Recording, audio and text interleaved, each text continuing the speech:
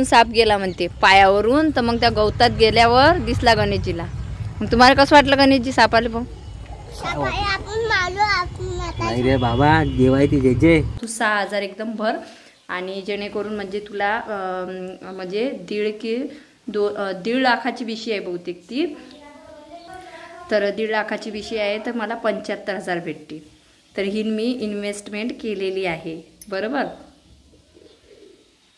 तर चला, श्री स्वामी समर्थ, स्वागत आहे तुमचं या चॅनलवर ज्याचं नाव आहे my life lane Swaraj and Swaraj. सगळ्यात पहिले व्हिडिओला लाईक करा आणि छानशी कमेंट करा की बघा, बचत करणे ना हे स्त्रीच्या हातात असते आणि 200 रुपये म्हणा, 100 रुपये म्हणा, 50 रुपये म्हणा, जे काही आहे ना शॉपमधून मी वेगळे काढत असते आणि त्याची मी बिशी टाकलेली आहे 1.5 लाखाची। 1.5 लाखाच्या बिशीमधले मला अर्धे भेटणार आहे, म्हणजे की 75,000, आणि ते माझ्या मुलांच्या शिक्षणाच्या किंवा फी भरायच्या कामात येणार। तर माझी इन्व्हेस्टमेंट मला कशी वाटली ते कमेंट बॉक्स मध्ये सांगा आणि व्हिडिओला लाईक करायला विसरू नका। तर ते म्हणतात ना, देव तारी त्याला कोण मारी। तर सकाळ झालेली आहे, नाश्ता केलेला आहे, स्वराजला शाळेत पाठवून दिलेला आहे आणि आम्ही आता जात आहोत आमच्या शॉपकडे, म्हणजेच आपल्या व्यवसायाकडे। तर चला आता स्वराज तर गेलेला आता शाळेत। आता गणेशजीच्या शाळेत चाललो आपण गणेशजीला सोडायला। नंतर कंट्रोल आणावं लागते। वातावरण, सगळे लोक मस्त कुठं जात आहेत।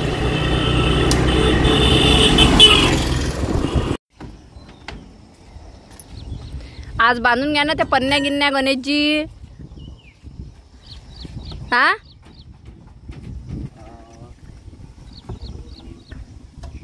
बघा आज किती दिवसांना सूर्यदेवताचं तोंड दिसलेलं आहे।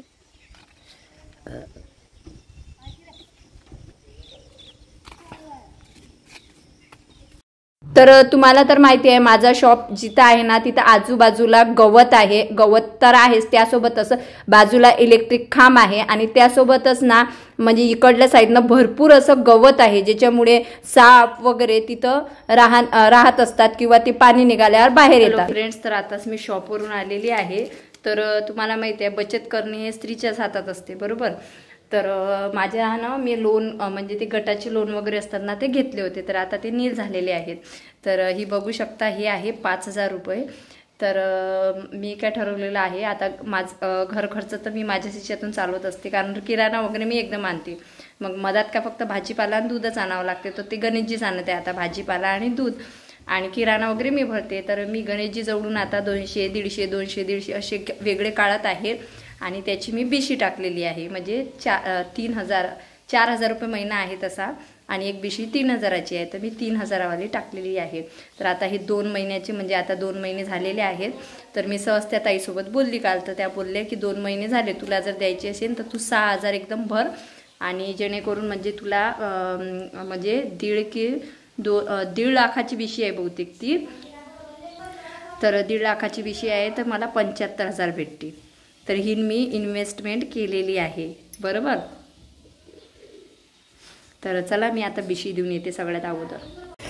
तर असं आहे बघा, फक्त मी कट्टा साफ केला, नाही क्लिनिंग आटोपली, आणि क्लिनिंग आटोपल्यानंतर भांडी वगैरे घासली, कट्टा साफ करायचा बाकी आहे।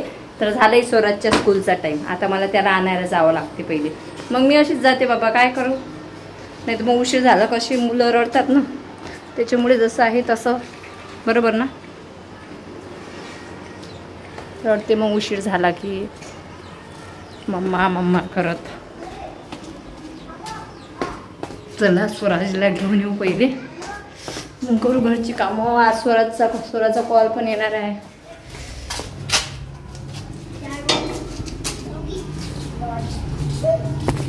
मला ही गोष्ट माहीतच नव्हती की गणेशजीच्या पायावरून साप गेलेला आहे। ॲक्च्युली मी ना आता शॉपवर गेली होती, तर शॉपवर गेल्यानंतर माझी एक सबस्क्रायबर्स आहे जी माझी डेलीला व्हिडिओ बघत असते, तर ती बोलली ताई ब्लॉगमध्ये तुम्ही ही गोष्ट सांगितलीच नाही की गणेशजी म्हणजे दादाच्या पायावरून साप गेला होता। मी म्हटलं मला माहितीच नाही, कधी गेला होता, तर म्हणजे माझ्या मिस्टरांनी मला सांगितलं की ते जे दादा आहेत ना ज्यांचे तू व्हिडिओ बघतो, तर त्या दादाच्या पायावरून साप गेलेला आहे, तो पण किती लांब होता आणि विषारी साप होता, परंतु त्या दादाला काहीही झालेलं नाही। नाही. ते म्हणतो ना आपण देव तारी त्याला कोण मारी, बरोबर. आणि गरिबाच्या पाठीमागे ना देवच असतो.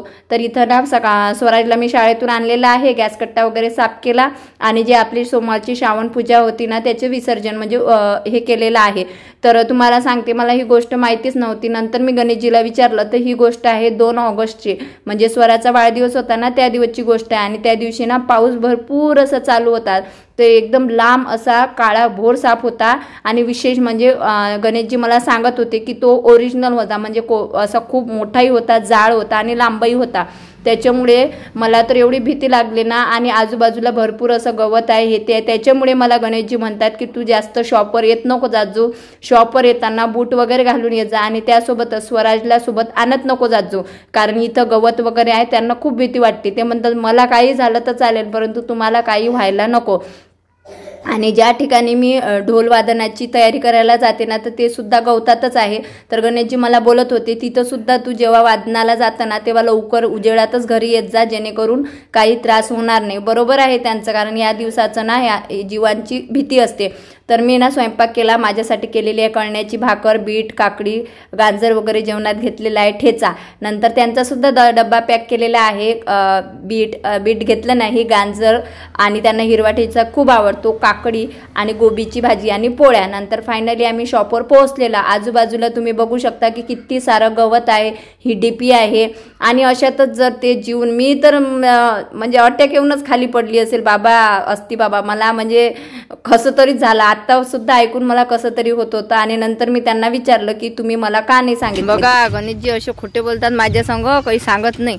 आता एक माझी सबस्क्रायबर्स इथं येऊन गेली, तिने मला सांगितलं की दादाच्या पायावरून ताई त्या दिवशी साप गेला, तुम्हाला माहित आहे काय?